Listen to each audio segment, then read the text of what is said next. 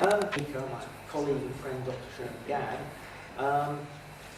Sean and I, for some time, have been bouncing ideas off each other on issues of class analysis and trying to take a fresh look and trying to get out of some of the conventional ruts of libertarian thinking and start looking at the nature of class conflict, class power, how ruling classes rule, what they do when they rule, and how ruling class power very much depends upon a sort of a cultural project, a project of cultural hegemony. And it's that topic which Sean is going to address now, and well, I know it's going to be a fascinating talk. Thank you.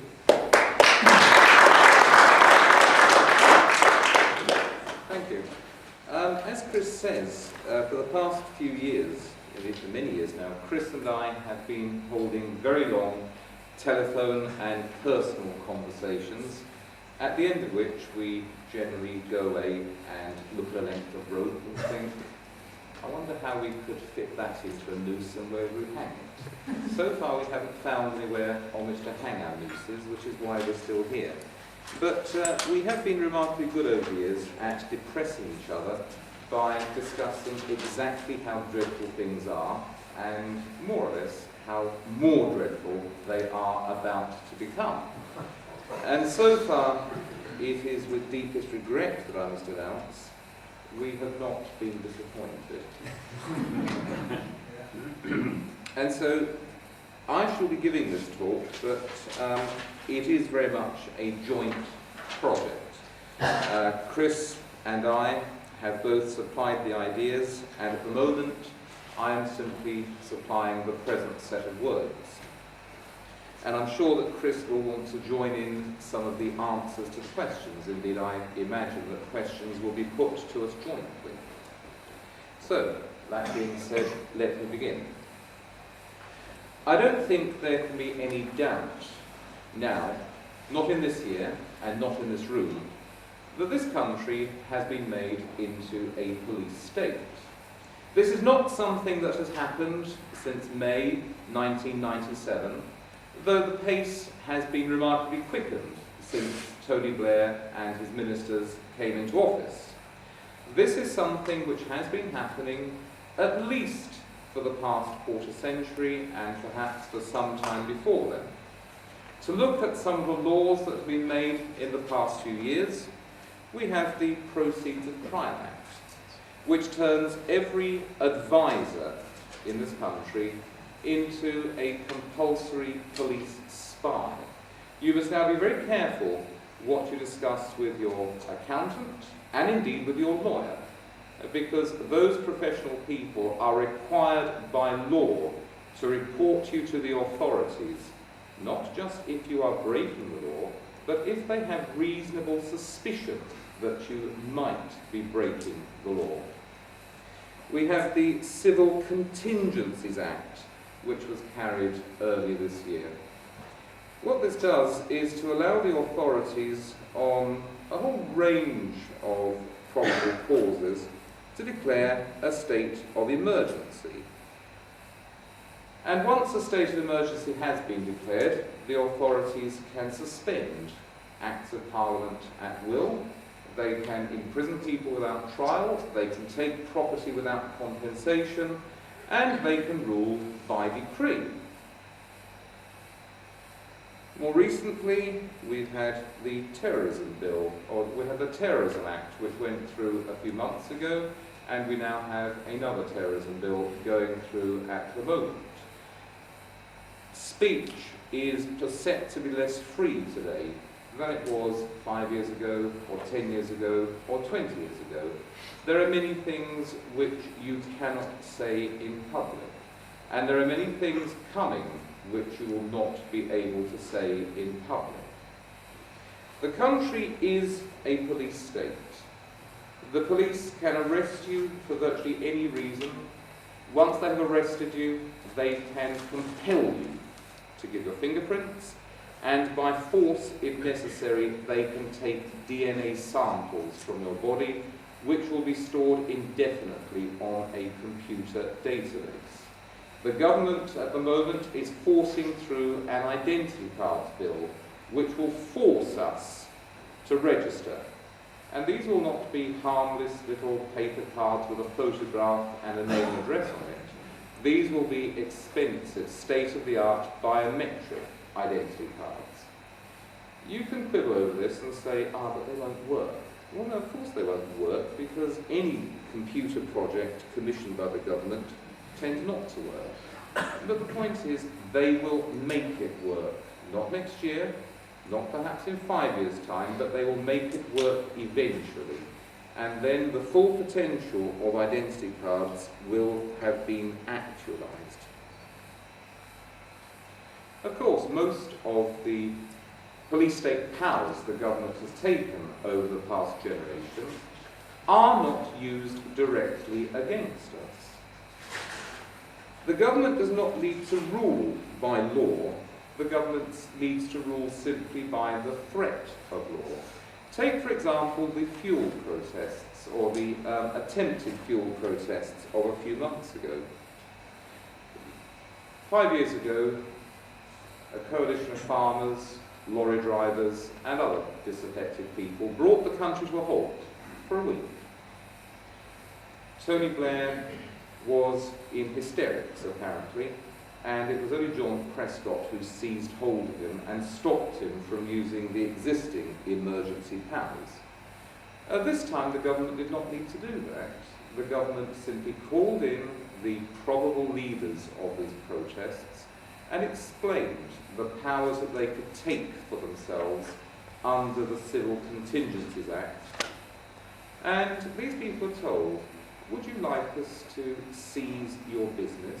Would you like us to confiscate your home? Would you like us to imprison you without trial until your business has collapsed? We can do that.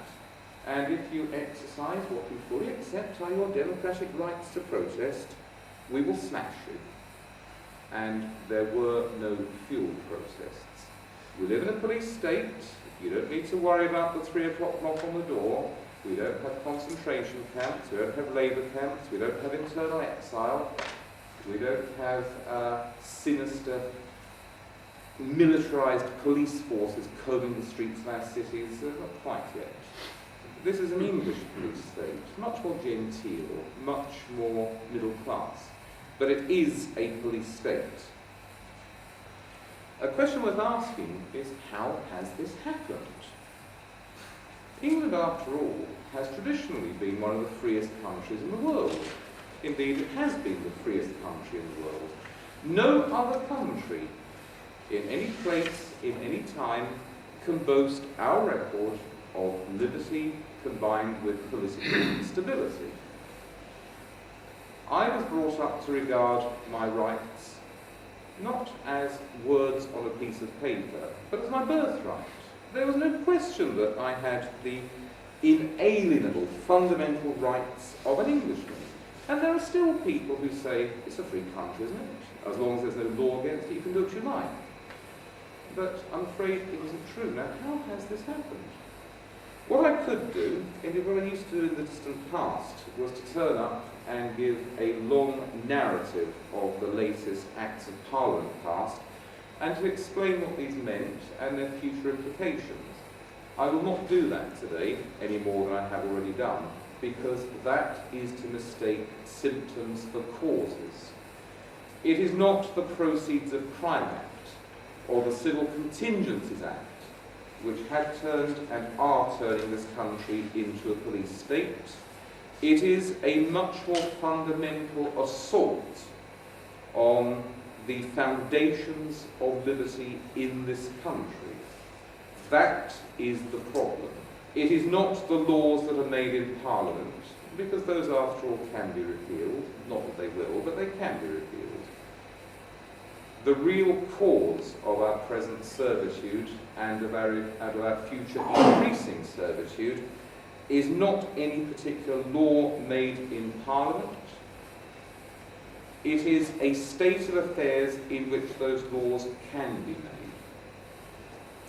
Now let me say something about these inalienable and fundamental rights of Englishmen, that are not written down. Liberty in this country does not proceed from a written constitution. Chris and I are often rather bored and often rather denunciatory of much American protest against what their government is doing. Some American jumps up and insists that income tax is unconstitutional because the relevant amendment was not ratified properly. Some Americans claim that a particular gun control law is unconstitutional. Well, yes, it may well be, but it doesn't seem to matter. In this country, we do not have this pretense of a constitution, and so we are able to see much more clearly what are the real foundations of freedom. And in this country, and to a large extent in the United States, and in all of those other countries which are reasonably free, liberty is expressed perhaps by written documents, but is not protected by those written documents to any significant degree. Freedom in this country proceeds from a web of associations.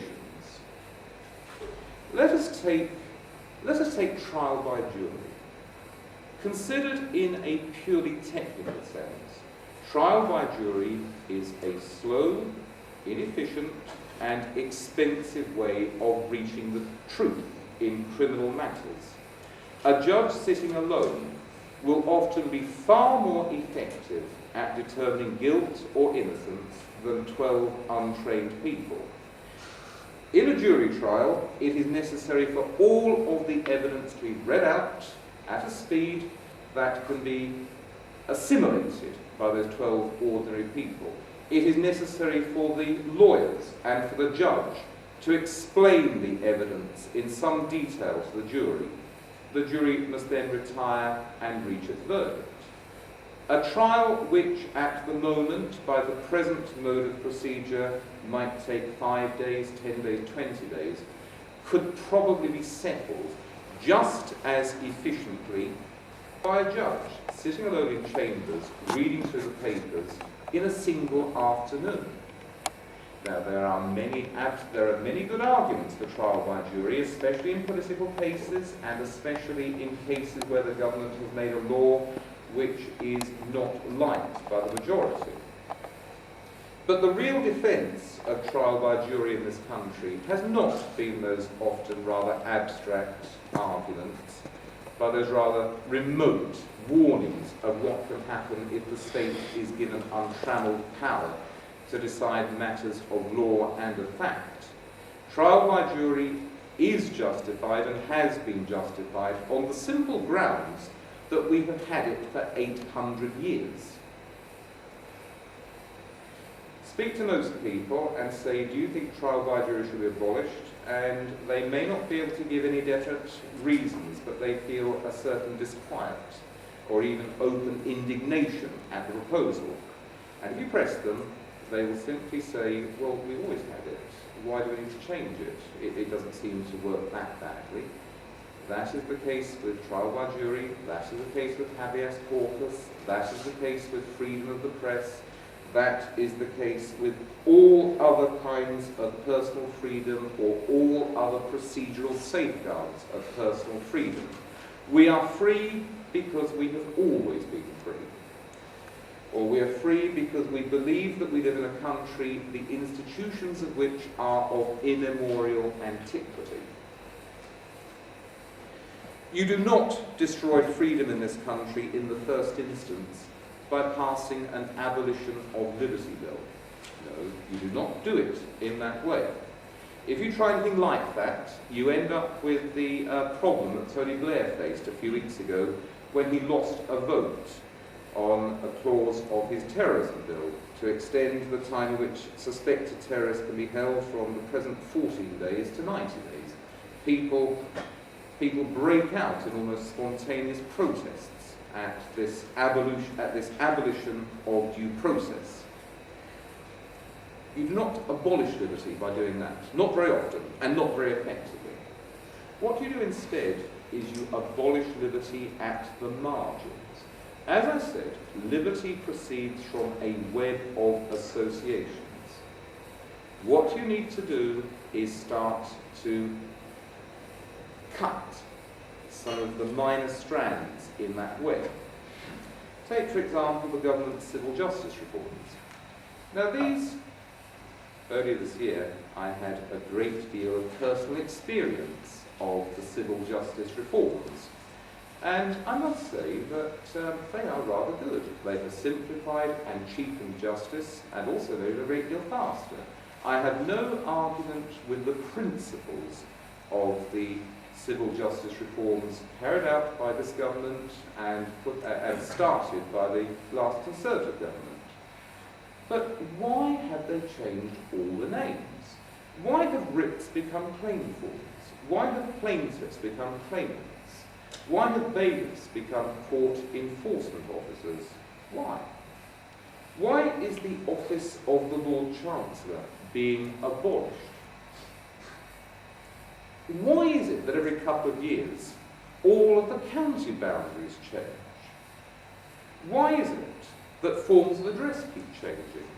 Why is it that there are proposals to strip the judges of their wigs and gowns? Any one of those changes can be presented as a modernisation, as a rationalisation. And if anybody stands up and objects, he can be made to look like a crank. And indeed, the kind of people who object to these tiny changes often are cranks. But the overall effect of these endless changes is to break up that web of associations. The name plaintiff is so much outmoded rubbish from the past. It must be dragged, the whole nomenclature of civil justice must be dragged into the 21st century. Anyone who objects is a narrow-minded conservative. The county boundaries must be changed for the sake of administrative convenience. The weights and measures must be metricated by force, because this is a step in the right direction. And I will say that the metric system is, for most purposes, far more rational and far more simple than the English system of weights and measurements. Who could possibly object to teaching children about grams and millimetres at school rather than ounces and inches? But you see, if you strip out these apparently less essential strands in the web of associations, you disrupt the whole web itself, so that trial by jury itself can eventually be made to seem an outmoded institution. As Tony Blair said a few months ago, we are trying to deal with 21st century problems with a fundamentally 19th century system of justice. Yes. And so habeas corpus has to go, and so double jeopardy has gone, and so trial by jury is being limited.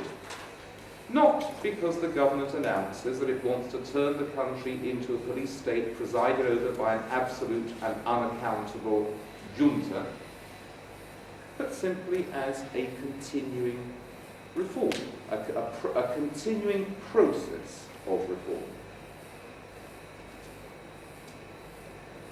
Now, the web of associations goes far beyond things like the names of legal forms, or the boundaries of the counties, or the particular weights and measures that we use. It is habits of daily life. It is the basic assumptions of our national life. And these also are under attack. They're not under attack directly by the politicians. They are under attack by the media. Something we need to realise, no, I won't patronise you, something we must keep ever in mind is that the media in this country, and probably in your country as well, is not a neutral reporter of fact. The media is a player in the political process. We have what can be called a hegemonic media. The media institutions are themselves, in most cases, formally independent of the state.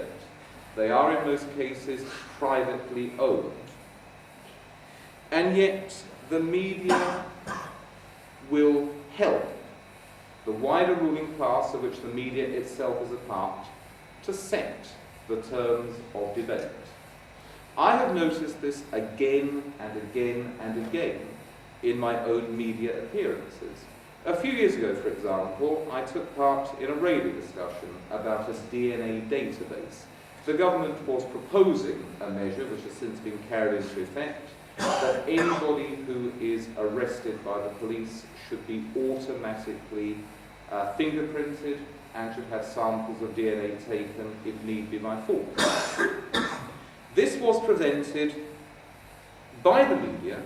It was presented by the people in charge of this discussion as a debate between those people who wanted to do something about rising levels of crime and disorder, and those people who were so wedded to particular outmoded forms that they were not willing to do anything about rising levels of crime and disorder.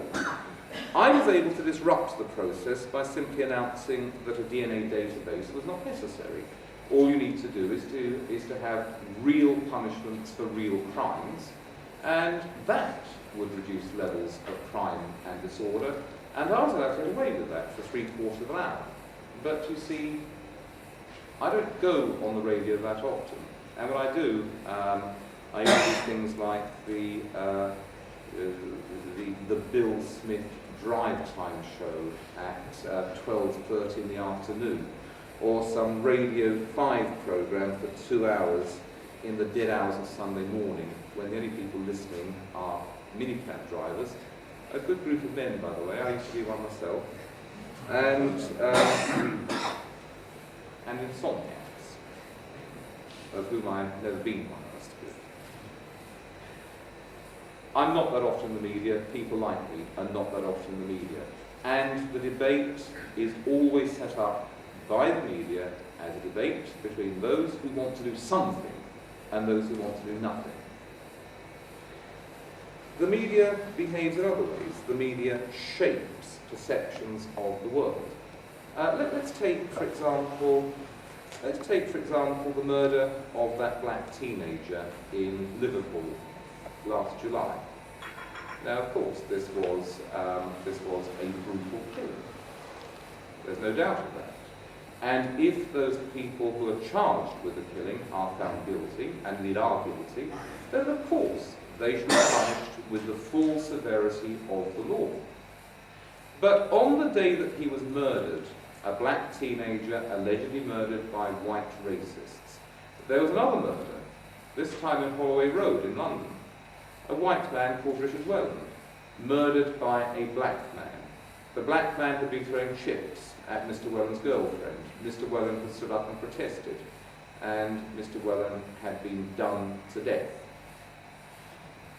The killer, or the alleged killer, an arrest was made, and I believe this is now going through the judicial process. The trial of those white youths accused of killing the black youth, that is headline news. Indeed, the boy's funeral in Liverpool Cathedral was reported with the same degree of reverence that minor members of the royal family received. What has happened to Richard Welland? Look through the newspapers. Where do you see a continuing debate over that particular brutal killing? You don't. The media is very good at selecting and shaping the news to present a view of the world which in its elements is not untrue. This black youth was murdered, and it was undoubtedly a brutal murder.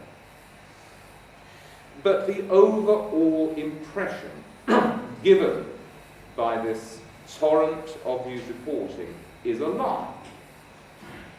If you read the British media for any length of time, you will obtain the impression that the white working classes in this country are driven by an insane urge to kill black people, and that black people need special laws to protect them. Racism is presented as a white on black problem. The facts on the ground are quite otherwise. There has, in certain areas of London, been something approaching ethnic cleansing, as whites are driven out by ethnic minorities. That is something which is not discussed in the media very often. Oh, occasionally you get a little item about an alleged church burning in an Islamic area, but this is not something that reaches the headlines, it's not something that reaches even the front inside pages of the main newspapers. Whereas any attack by a white person on a black is given blanket coverage. As I said, the impression you take away from what are often true reports is an untrue picture of what is going on. The media behaves in other ways to break up the web of associations. Look, have a look at many of the advertisements on the Underground. One particular advertisement that caught my attention a few years ago was one for the London Transport Museum. What you saw was black and white photographs of bus conductors in the 1940s and 50s. They're pinched George Orwell-type faces because of their bad teeth, rather tall, rather dirty-looking people, but smartly dressed, standing stiffly to attention like so. And set beside those, in full glossy colour, you had black bus conductresses twisting their bodies as if they were performing on a dance floor. The impression that you were intended to take from this was, isn't the past a strange place? Aren't we so lucky to live in the future? The past is dead, the past is rubbish. We must forget the past. Things were bad in the past. I don't need to talk about the continual wave of denigration in the media against most of the key events in English and British history. The subtle falsification of events when they are discussed. It is all part of the same process of delegitimising the past. If you can delegitimise the past, if you can make it seem an absurd or a sinister place, then arguments in favour of particular institutions on the grounds that they have always existed begin to fall to the ground. I will not go into details about the multicultural ideology, but one of the main functions of the multicultural hegemonic ideology in this country is again to delegitimise appeals to the past. If you try standing up in public, if you try standing up in a television studio and saying, this is part of our immemorial birthright as Englishmen, it is one of our historic rights, you'll be asked, what do you mean by we? Who is us? Are you perhaps saying that newcomers to this country are in any sense second-class citizens? And then you have a choice. You can make a rather clever answer. You can say yes, and be bounced out of the studio faster than you can say goodbye. Or you can immediately collapse and say, oh no, of course not, I do not mean anything of the sort. Some of my best friends are black, and I myself am 1/3 Tibetan and 1/14 Aztec. Preemptive cringe. You surrender the moral high ground immediately. Indeed, you find very few people who will oppose the government's police state measures on the grounds that it is an attack on our historic rights as Englishmen. Simply because the response is so inevitable that it's not worth courting it. We have a media class, we have a political class, which is committed to a project of cultural destruction. And the effect of cultural destruction is laws like the Proceeds of Crime Act the Civil Contingencies Act, the Terrorism Acts, and all of the other bad laws made by the Blair government, by the Major government, and by the Thatcher government before it. As I said, we must not mistake symptoms for causes. These laws are the symptoms of a problem, they are not the problem in itself. And the question is, what are we supposed to do about this? My own suspicion is that there is no answer. We've lost. And what you see in London today is as good as it gets. I couldn't park today. Princess Tony was going to church or somewhere, and so virtually all the roads around Whitehall were blocked off. It happens quite often. But what can we perhaps do? I think, and this causes me a certain disquiet, I think one of the answers to my question is to forget about conservatism. For many years, I have been arguing as a conservative, talking about ancient institutions, the defence of parts of that web of associations. But I can tell you, and I think Chris agrees, that we have gone beyond the point of defending our ancient institutions. We're not facing a revolution. The revolution has already taken place. We live in a country where every one of our historic institutions has been destroyed or co-opted by the ruling class. And for the avoidance of ambiguity, I will define the ruling class as those politicians, bureaucrats, educators, lawyers, and associated media and business interests which derive wealth, power, and status from an enlarged and activist state. Every autonomous institution which could resist the inroads of this ruling class has been destroyed or co-opted. Even the monarchy. There is nothing left to defend.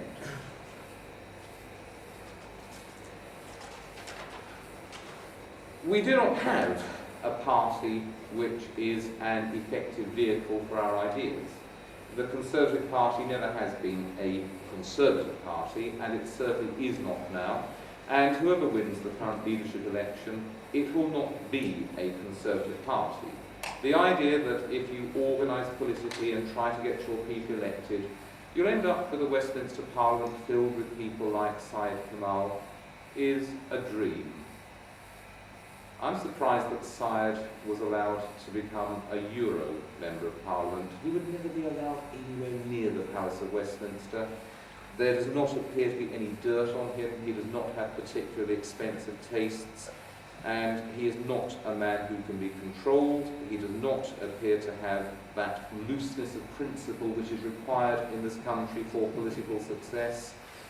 Syed has done very well, but this is not the beginning, I fear, of a brilliant political career, which will take him ultimately to number 10 Downing Street. What Syed has is what Syed has got and will get. And so we cannot expect the politicians to save us. The politicians are part of the problem. It doesn't matter what colour rosette they pin on themselves come election day. They are all the same. Remember, I have not particularly blamed the present Labour government for the state we're in. The Labour government inherited a state of affairs and simply used the precedents that were already set.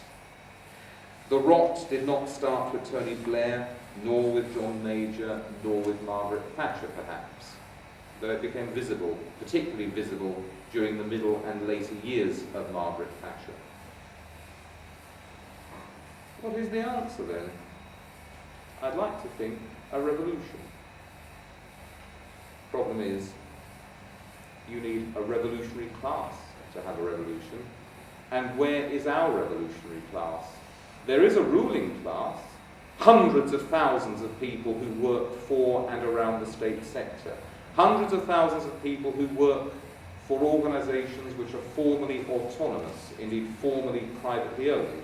but which are run by members of the ruling class.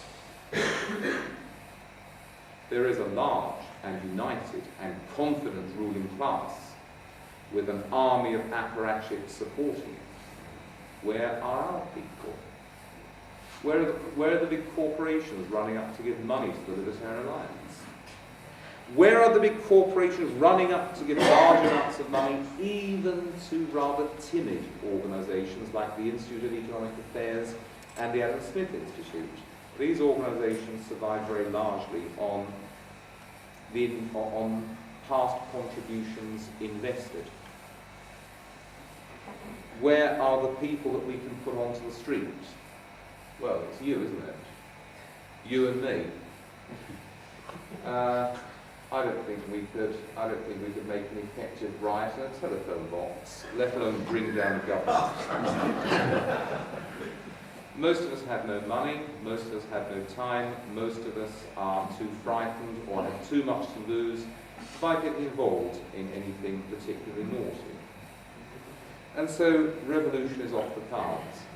It's a shame because a revolution could be made to succeed if only we had a revolutionary class.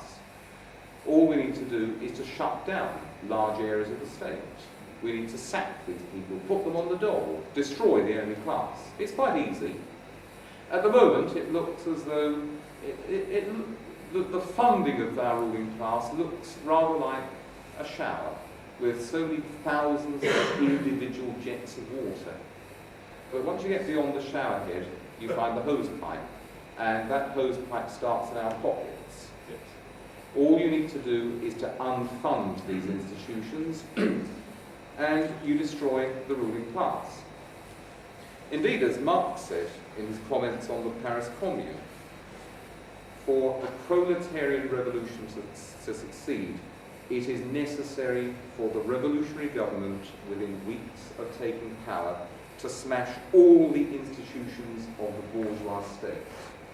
Marx was often a very good writer, and I've always nursed that statement close to my heart. It is something that, if I were ever appointed as the civilian frontman for a military coup, would carry immediately into effect, shutting down everything. The Commission for Racial Equality, the BBC, English Heritage, most of local government, the Department of Trade and Industry, and I would also do something rather nasty to the limited liability corporations that would make it rather unattractive to form a corporation. But you can sit dreaming about this, right? But how is it going to happen? Military coup? Well, that's a possibility, actually. But if you look at most army officers, they're so wet and they're so imbued with the hegemonic ideology that they might kill a few people, they might bayonet a few dozen people, but they'll probably be the wrong people. So what do? Well, the short answer is nothing, really. We've lost for the moment. But there is one hope, and that is that no bad state of affairs lasts forever. This too will pass. Eventually there will be some kind of emergency which will require a restructuring of the state and a diminution of ruling class power. Don't ask me when, don't ask me how, I don't know. But something will turn up. And until that time should come, the best that we can do is to bear in mind the core strategy of the Libertarian Alliance, which is to keep alive the ideas of classical liberalism or libertarianism or English conservatism. We keep those ideas alive, we keep arguing for them. The fact that so few people will listen to us, the fact that of those people who do listen to us, so few will understand, and of those who do understand, so few will agree, is not important. We must keep on writing and speaking and publishing and putting our point at every possible opportunity, not because we believe that we can win in the short term, not because we believe that we shall ourselves live to see a significantly more free world than we now inhabit, but in the hope that one day, in the distant future, some PhD student will come across our names and get a nice doctorate by writing about the achievements that we could claim in an age that was fundamentally hostile to everything that we held dear. It is not a very comforting conclusion to this talk, but I could give a far less comforting conclusion. Indeed, I have done on previous occasions. There is no practical hope. Do not expect that by starting up your web page with articles and short sentences you can change the world in 2 years.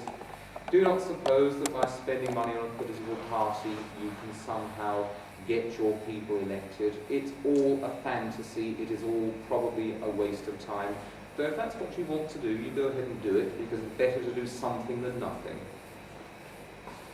All you can hope to do is to keep the ideas alive, to maintain a minimal continuity between the freer past that this club exemplifies and what we hope will be a freer future. But do not expect to live to see that yourselves. Thank you.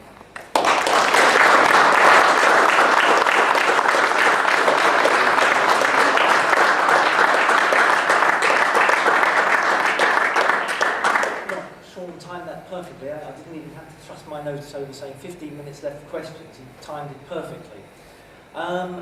Your questions and comments, please, and please state your name when you stand up. Tom first. Sean, you gave a fairly similar talk at a rather fine institution next to the Methodist Hall a few weeks ago.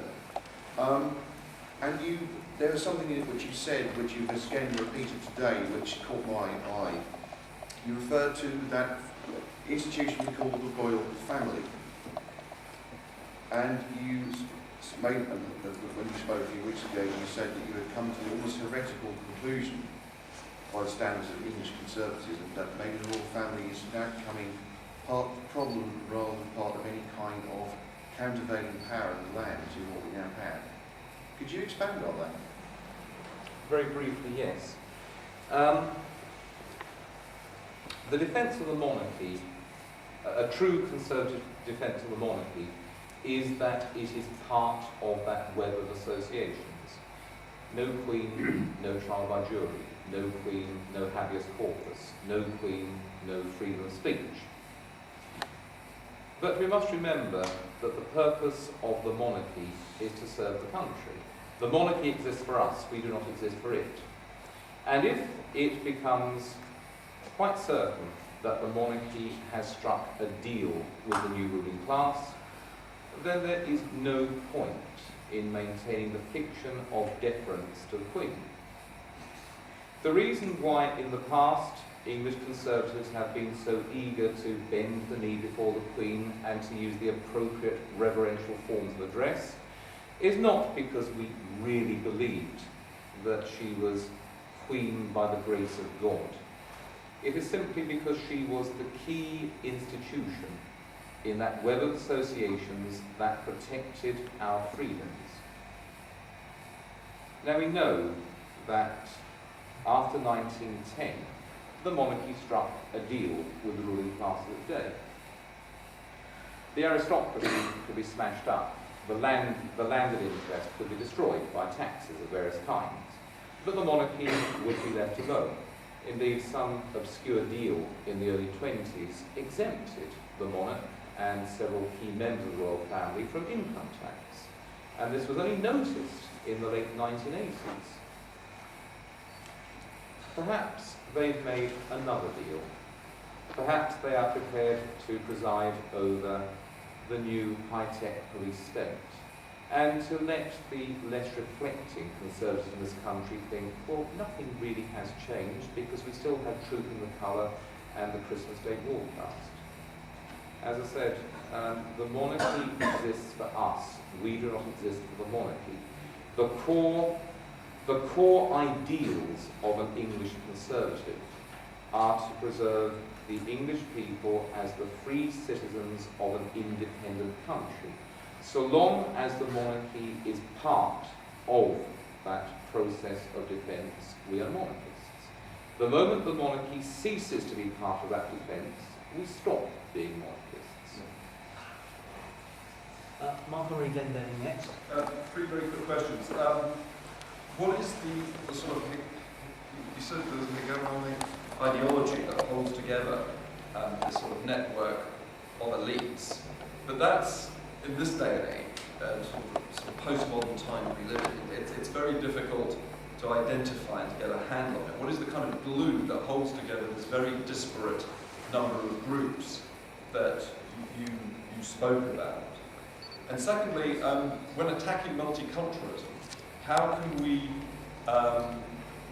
avoid sounding like monoculturalist, traditional right-wingers and people who have an obsessively ethnicist definition of society or aspiration for society, which is what I think is the danger of saying that we are against the multicultural society. Clearly, libertarians are pluralists in a cultural and ideological sense.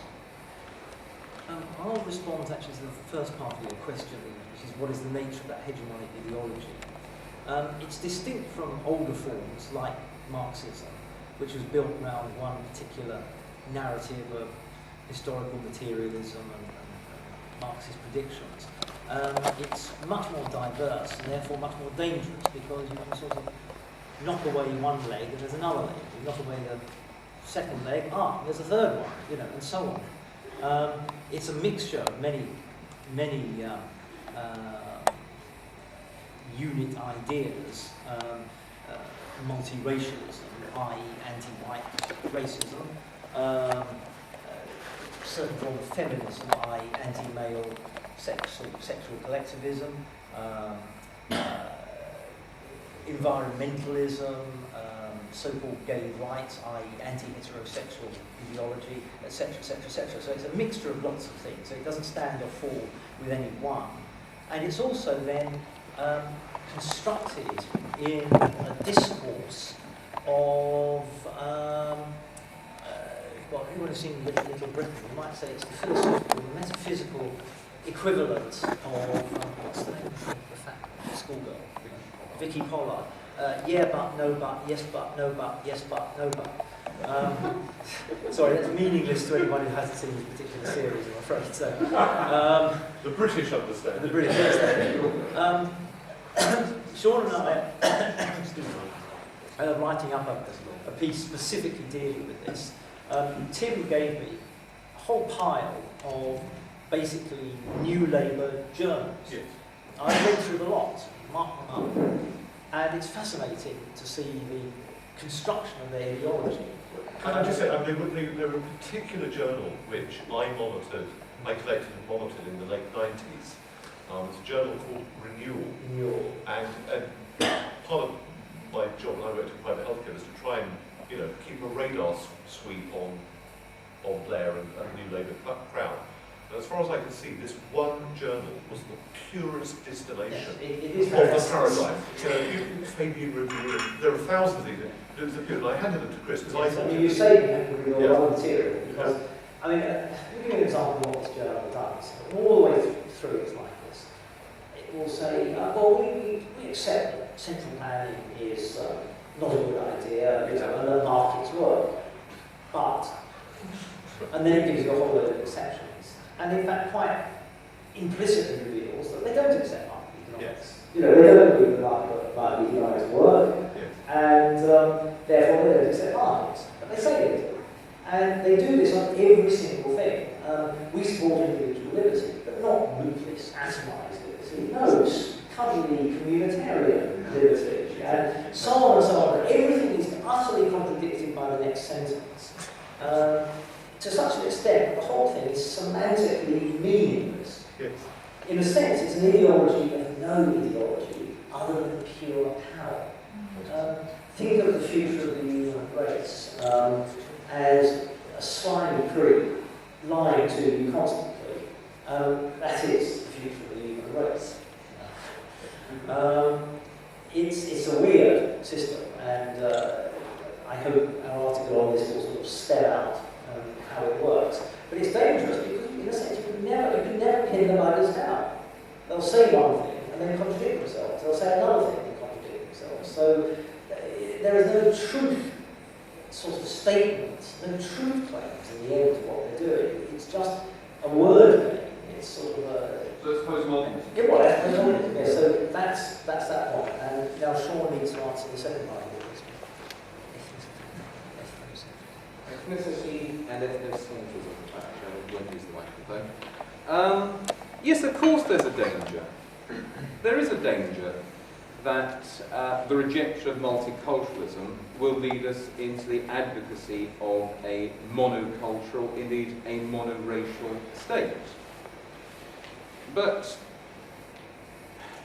I'm frightened to say that they are taking us in this direction.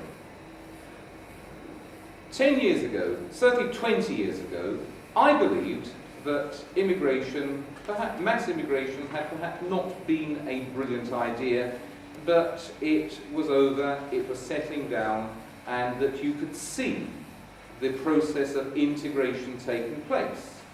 I remember 20 years ago watching a conversation between a black bus conductress and an old woman talking about the young people of today. They were discussing something rather trivial from a body of shared assumptions. They were members of the same nation. They thought in much the same way.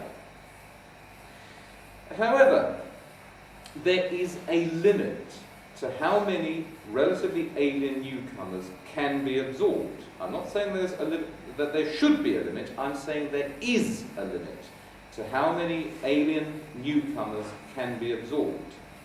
What happens? What happens when there is a large enough mass of newcomers who do not share our ways, who do not speak the same language? I'm not talking about speaking Punjabi or Gujarati or whatever else, Yoruba. I'm talking about people who do not think about the world in the same way as most of us do.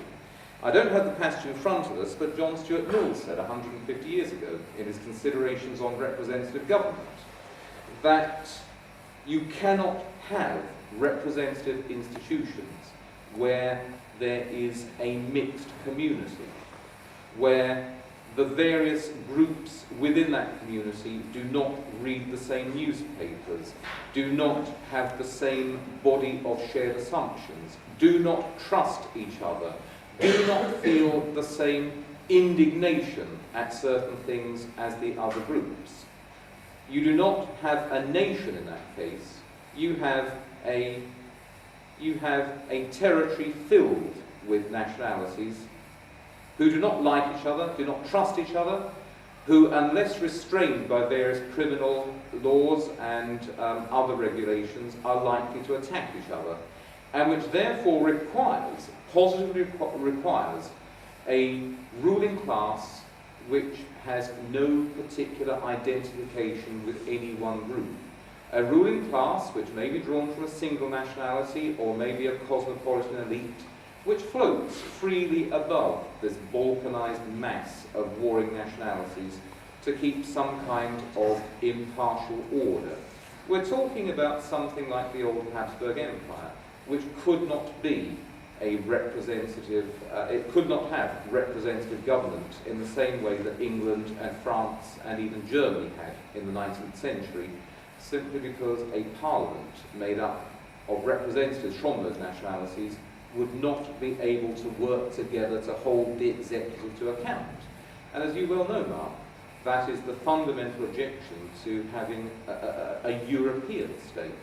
You cannot have a European Parliament which will work effectively to hold a European executive to account.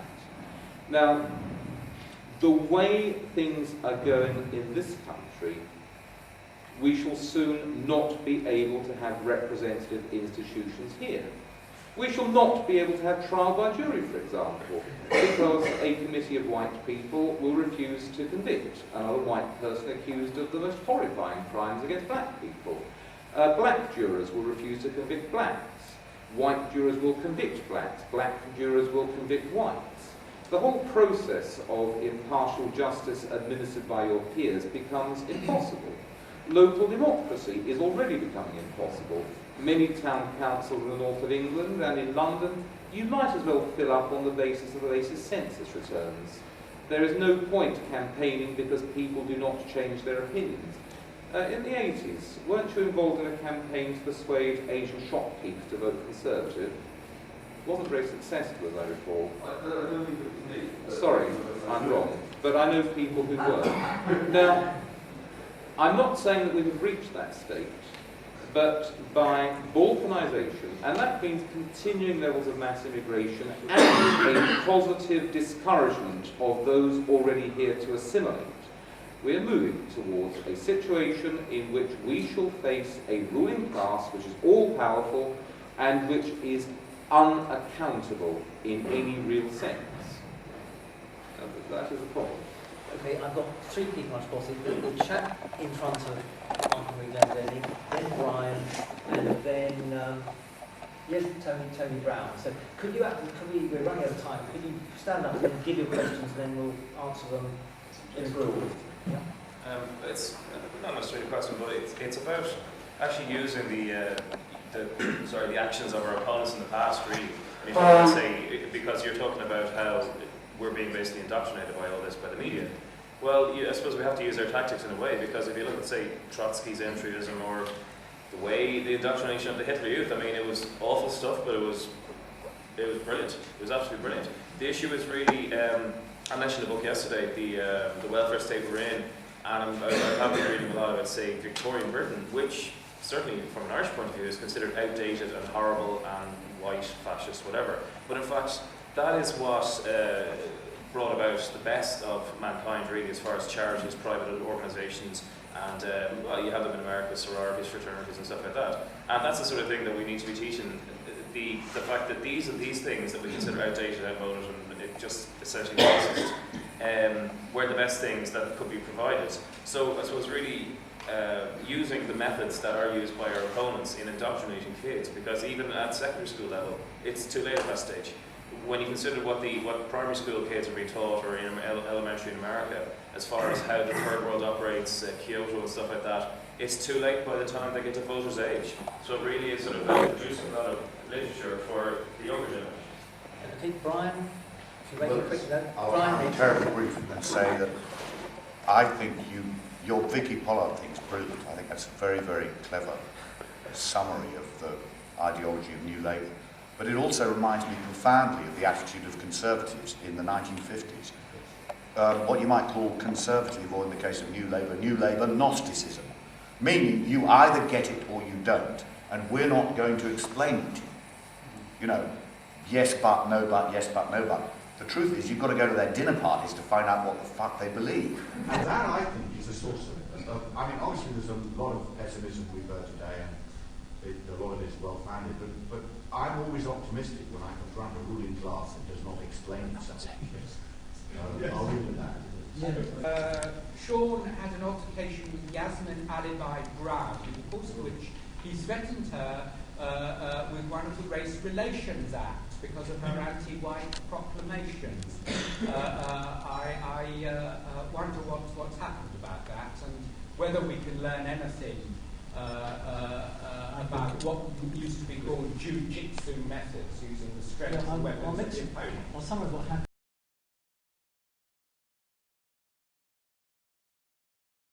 One of them was Jasmine Alibi Brown, overseas attendees here as a professional anti-white racist and a Muslim who pours out a just venomous anti-libertarian bile constantly in the press. And Sean very cleverly goaded her on a radio program and said something along the lines of, so what you're saying, Jasmine, is that without the current Race Relations Act and the jackboot of the police, white people in this country would simply, there'd be nothing to stop them from rising, just murdering all the blacks in this country. That's what you're saying. So, yes! So in other words, making a grossly racist statement. Well, at that point, Sean was then trying to come back, and there was obviously kittens were being had in the studio, because we couldn't see what was going on in the other studio. But Sean was, as he put it, ridden out of town on a rail on that one. He was cut off completely from the rest of the programme, which is what happens if you get these people that really stick an eye on them. So you're not allowed to win on certain issues if they can stop you. So that was the denouement of that. And no, we didn't actually take a great process that because we had too many other things to do in our lives to do it. If we had a few more people to assist us, we'd be able to do that. Is there still time? I don't know. It's too late. It's too late, I think. The whole broadcast is on the LA website. It is on the LA website, so it can be heard. Well, Sean gave an advert for me in a brilliant summing up. I'm not sure if I'm going to give a brilliant summing up. Simply to say that I think Sean, well, the ideas that Sean was expounding were my ideas as well, and we are both convinced that you have to approach the issue of social and political change, with a firm and distinct class analysis. That you can't understand what is going on in this country without conceiving of it as a specific project of a specific ruling class, which Sean defined. And when we use the term ruling class, it doesn't just mean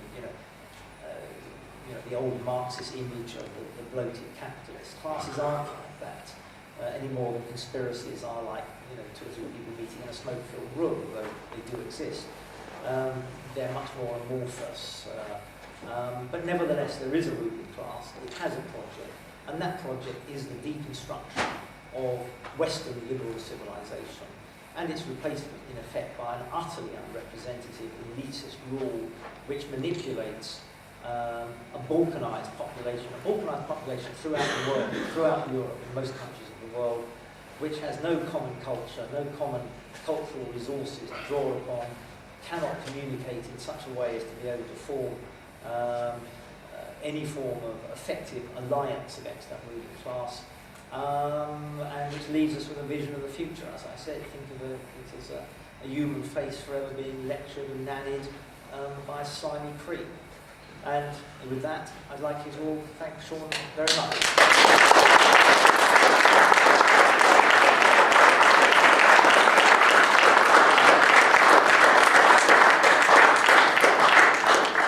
And don't forget, there are 7 copies of this book available still, which explains some detail what Chris and I were saying, and there is an advertisement on your chair for other books as well. Thank you. And hope to see you all back here in 1 hour's time at 2 o'clock.